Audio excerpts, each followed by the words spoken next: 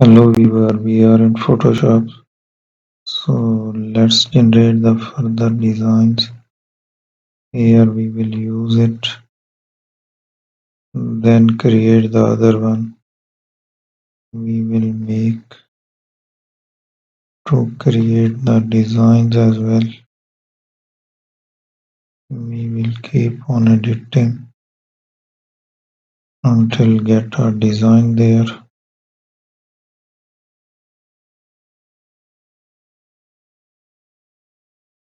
So we have to make further shapes and the design. Then go to the round rectangular shape over the whole canvas. Change the angle and the pattern of that shape as well.